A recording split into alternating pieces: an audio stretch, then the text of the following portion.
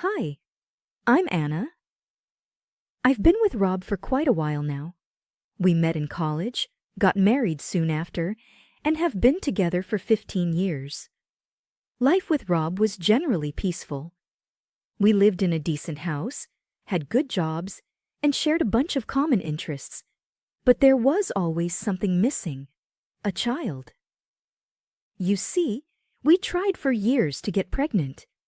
We visited doctors, tried different treatments, and even considered adoption, but nothing worked. As time went on, the strain of our childless reality began to pull at our once strong bond. Arguments became frequent, and the future started to look a bit gloomy. But then one day, something changed. It was a regular Wednesday morning. I woke up feeling a little queasy. Thinking it was something I ate, I brushed it off. But then I remembered. I had missed my period. Could it be? I quickly rummaged through the bathroom cupboard and found a leftover pregnancy test from years ago. Without wasting a moment, I used it, waiting for the result. The result felt like the longest 3 minutes of my life. When I finally dared to look, it was positive. My heart raced. We were pregnant. The joy, the excitement, the fear, it all rushed in. I had to tell Rob. He was in the living room, engrossed in some paperwork. Taking a deep breath, I walked up to him, the test still in my hand. "Rob," I began, trying to keep my voice steady. "I'm pregnant." He looked up, his expression unreadable. Then he said, "Are you sure? I mean, at this age, is it even safe?" I was taken aback. This wasn't the reaction I was expecting. "I took the test, Rob. It's positive," I said, trying to reassure him. He sighed. "Anna, you know how hard it's been. And now, at 37, do you know the risks?" I felt a sting of hurt. "I thought you'd be happy," I whispered. "I am. I'm worried about you, about us," he replied, his voice softening a bit. "We've waited so long for this, Rob. We can't let fear dictate our happiness now," I countered. He looked down, avoiding my gaze. "Have you considered maybe not going through with it?" he asked. I couldn't believe my ears. "Terminate the pregnancy?" "No, Rob. This might be our only chance." We sat in silence for a while, the weight of our situation pressing down on both of us.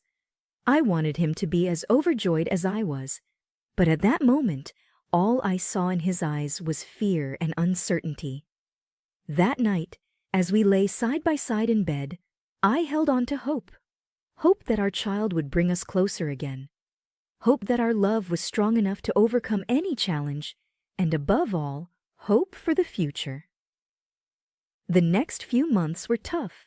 As days turned into weeks, it became clear that this pregnancy wasn't going to be easy. I was often sick, nauseated, and felt exhausted all the time. But each little kick from inside reminded me why it was all worth it. One day, after feeling particularly weak, I collapsed. Thankfully, Rob was home and immediately rushed me to the hospital.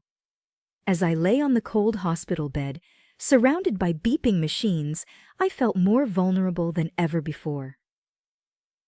"Is she going to be okay?" I heard Rob ask Dr. Mitchell, his voice laced with worry. "She needs rest," Dr. Mitchell replied. "Her body is under a lot of strain due to the pregnancy. It's imperative that she stays relaxed and avoids any stress." That hospital stay was the first of many. Each time I was admitted, I'd watch Rob from the window, pacing back and forth in the hospital corridor, talking on the phone, sometimes even arguing with the billing department. One evening, as I lay in the hospital bed, Rob walked in with a weary look on his face. He looked like he hadn't slept for days. "I met with Dr. Mitchell," he began. "He said we need to consider the possibility of bed rest for the remainder of the pregnancy." I nodded slowly. "If it's best for the baby, I'll do it." Rob sat down next to me, holding my hand. I'm sorry, Anna. I wish I could do more to help. I squeezed his hand. You're here with me, that's more than enough. However, as the days went by, Rob's visits became less frequent. Sometimes he'd call, other times he'd send a text saying he was caught up with work. But the distance between us seemed to be growing. During one of my longer hospital stays, feeling particularly low and missing the comfort of my home, I asked a nurse if I could use the phone to call Rob. It's been 3 days, I said, trying to keep the tremor out of my voice. When he answered, You haven't visited. I know, Anna. It's hard for me seeing you like this, he admitted. Rob, I need you now more than ever, I pleaded. Silence. I'll try to come by tomorrow, he finally said, his voice distant. But tomorrow turned into the day after, and soon a week had passed. Feeling isolated and alone, I confided in my nurse, Lisa. He's probably just scared, she suggested, trying to be comforting. Sometimes when people can't handle situations, they distance themselves. One morning, after a particularly difficult night, Dr. Mitchell came into my room. I think it's time we discuss the birth plan, Anna, he began cautiously. There are some decisions to be made. Rob, despite his absences, was there for that discussion. We sat hand in hand, listening to our options, praying for the strength to make the right choices. Days turned into weeks, and as the date approached, I felt a mix of excitement and apprehension. But I held on to hope, believing that once our child arrived, everything would fall into place. Little did I know, the hardest part of our journey was yet to come. The first moments of holding my daughter Emma in my arms were moments of pure bliss. Her tiny fingers, her soft cooing sounds, it felt like a dream. But that dream was quickly shattered by Dr. Mitchell's grim announcement. Anna, Rob, he began with a heavy sigh, there are some concerns regarding Emma's health. That evening, as I cradled Emma, Rob walked into the room, a storm brewing in his eyes. Anna, he started, his voice shaking. How could you? Giving birth at this age, we knew the risks. Tears welled up in my eyes. Rob, I thought we wanted this. I thought we wanted a family. He was nearly shouting now. You should have considered an abortion. Why bring a child into the world with so many complications because of your selfishness? I was shocked. Rob, she's our daughter. We should be together in this, not pointing fingers. His face was red with anger. I can't believe I'm in this situation. I can't raise a child with potential disabilities. It's not the life I imagined. As the weight of his words sank in, a cold dread filled my heart. So what are you saying, Rob? He hesitated for a moment. I don't think I can do this. I can't be here, not like this. It felt like the floor had been pulled from beneath me. You're abandoning your daughter because she might be different? He looked away, unable to meet my gaze. I just can't handle it, Anna. Devastation turned into determination. Fine. If you're leaving, then leave for good. But you'll have no claim over Emma. He didn't respond. Instead, he turned and walked away, leaving me with our newborn daughter, grappling with the uncertainty of our future. The first few weeks after Rob left were the hardest. The house felt empty, but the silence was deafening, and the reality of being a single mother weighed heavily on me. But every time I looked into Emma's big, innocent eyes, I felt a surge of determination. I was going to make sure she had the best life possible, no matter what it took. My sister Linda was a godsend during this time. She came over often, helping with household chores and looking after Emma so I could rest. One evening, as I was feeding Emma, Linda walked in holding 2 mugs of hot cocoa. Anna, she began gently, you need to think about the future. Have you considered finding a place of your own? I sighed, looking around the home that held so many memories. I've thought about it, but the thought of leaving this place, it's just hard. Linda took my hand. I know. But think about Emma. This house will always remind you of Rob and everything that happened. You both deserve a fresh start. She was right.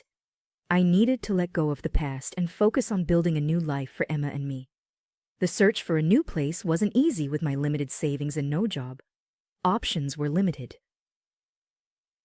But then one day, Linda called me excitedly.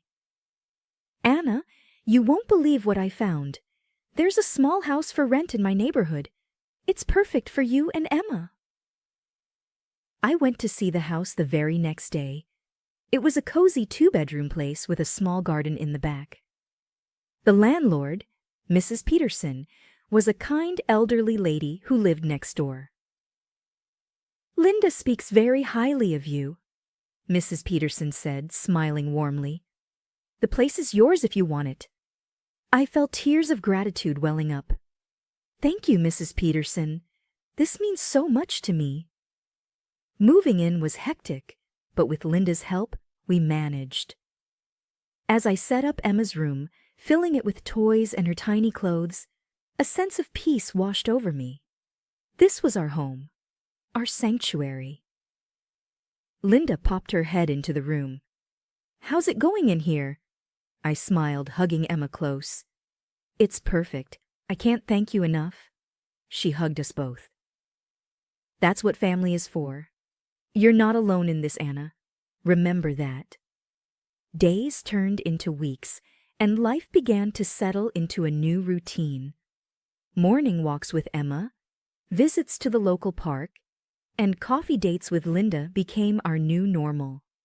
One day, as Emma and I were playing in the garden, Mrs. Peterson walked over, holding a tray of freshly baked cookies. Thought you two could use a treat, she said, smiling. I smiled back, taking a cookie. Thank you, Mrs. Peterson. It's delicious. She chuckled. Call me Ellie. Feels strange being called Mrs. Peterson by my new neighbor. We chatted as Emma giggled and played. Ellie shared stories of her own children, offering advice and wisdom.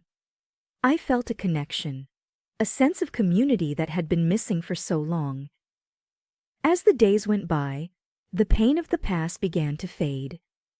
With the support of my sister and new friends like Ellie, I realized that while one chapter of my life had closed, another, even more beautiful one, was just beginning. Emma's first birthday was just around the corner, and I was deep in preparations. Ellie and Linda offered their assistance, suggesting ideas for decorations and games. As the day drew nearer, I found myself reflecting on the whirlwind of the past year. My baby girl, Emma, was blossoming into a bubbly, inquisitive child, her laughter a constant source of joy. One afternoon, as I was laying Emma down for her nap, the phone rang. The sound was sharp and unexpected. Hello? Hello, Anna? Came the familiar voice. It was Dr. Mitchell. I felt a twinge of anxiety. Dr. Mitchell, is there a problem? He hesitated, which only deepened my concern. Anna, I need you to come to the hospital. There's something about Emma we need to discuss. I felt my heart in my throat. Is she okay? His voice was thick with regret. Please come in. We need to talk face to face. Linda agreed to watch Emma while I rushed to the hospital. The drive felt much longer than it was, my mind racing with worst-case scenarios.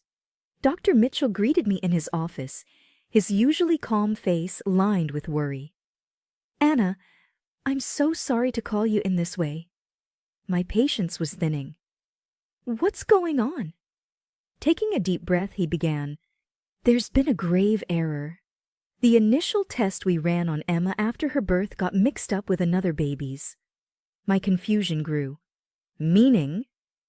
He met my gaze, his eyes filled with regret. Emma is healthy, Anna. She doesn't have any medical condition. I couldn't express how deeply sorry I am. The weight of his words hit me hard.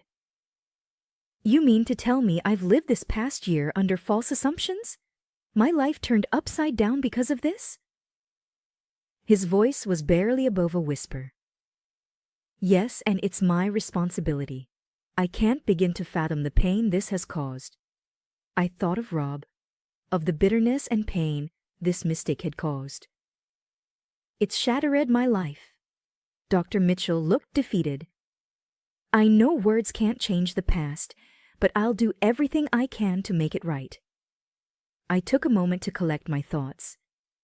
I need time to process this. Driving home, a mix of relief and fury consumed me. Yet, seeing Emma's joyful face as I walked in grounded me. She was my world, and she was okay. That night, Linda and I sat down, and I relayed everything. She was horrified. Anna, what are you going to do? I looked at Emma, peacefully sleeping. For now, nothing, and I don't want Rob to know. He made his choice. Linda squeezed my hand. You're strong, Anna. Remember, you're not alone in this. In the stillness of the night, I reflected on our journey. Yes, the revelation about Emma's health was bittersweet, but one thing was for sure. I would protect and cherish her regardless of the past. The swift passage of time amazed me. Before I knew it, Emma was already 5 and gearing up for her first day of school. My feelings were a whirlwind of pride, hope, and the natural apprehension of a mother. At breakfast a few days before school, Emma gazed at me, her eyes shimmering with anticipation. Mom, will I be going to school like other kids? I smiled warmly. Yes, sweetie, in just a few days you'll be starting. Her face lit up. Will I find friends there? Will they like me? Touched by her innocence, I assured her. Emma, you're such a lovely girl. Of course they'll adore you. On her first day, dressed in her new school uniform with a pink backpack hanging from her shoulders, Emma paused at the school gates. With a quiver in her voice, she admitted, Mommy, I'm scared. No one will talk to me. I crouched to her eye level. Honey, always remember to be yourself. You're amazing and they'll see that. Just give it some time. Her small hand waved goodbye as she joined the bustling crowd of students. I watched her until she was out of sight, my heart heavy with the typical worries of a parent. A few weeks later, Emma was all excitement and stories about her new friend, Sophia. Their adventures during breaks, their shared love for painting, and their little secrets. One day, she bounced home asking, Mom, can Sophia come over tomorrow? Delighted at her blossoming friendship, I agreed. Absolutely. I'm eager to meet your new buddy. The next afternoon was filled with their giggles and playful shouts. From the corner of my eye, I noticed their genuine bond and thought of how childhood friendships were so pure and uncomplicated. As the sun dipped, a car pulled up. Emma, holding Sophia's hand, led her to the door. To my shock, standing there were Rob and a young woman, presumably his new wife. Emma, inside now, Rob's voice was curt. Sophia, sensing the tension, looked worriedly between her parents and me. Daddy, I had so much fun. Emma's my best friend. Rob's gaze was cold. Sophia, we've talked about this. You shouldn't play with inferior children. His voice dripped with disdain, making it clear whom he referred to. I felt a rush of anger. Before I could retort, the young woman, probably trying to mediate, gently tugged at Sophia's hand. Come, dear, let's go home. Emma stood close to me, her eyes filled with confusion and hurt as the car drove away. Mom, why did he say that? Holding her close, I replied, Sometimes, sweetie, people don't say the nicest things. But always remember, you're wonderful just the way you are.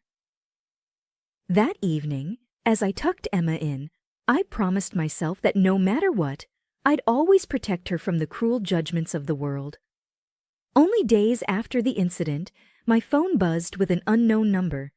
I hesitated, then answered. A woman's voice, soft yet firm, responded. "Hi, this is Emily, Sophia's mother. Can we talk?" Surprised, I replied cautiously. "Of course. What's on your mind?" She hesitated. "I'd rather discuss this face to face. Can we meet tomorrow? There's a cafe around the corner from your house." After a moment, I agreed. "All right, see you at 10 a.m. The next morning, I saw Emily waiting. She looked out of place, her pristine appearance contrasting with the laid-back vibe of the cafe. As I approached, she stood up, offering a polite if slightly forced smile. "Thank you for coming," she began, her eyes searching mine.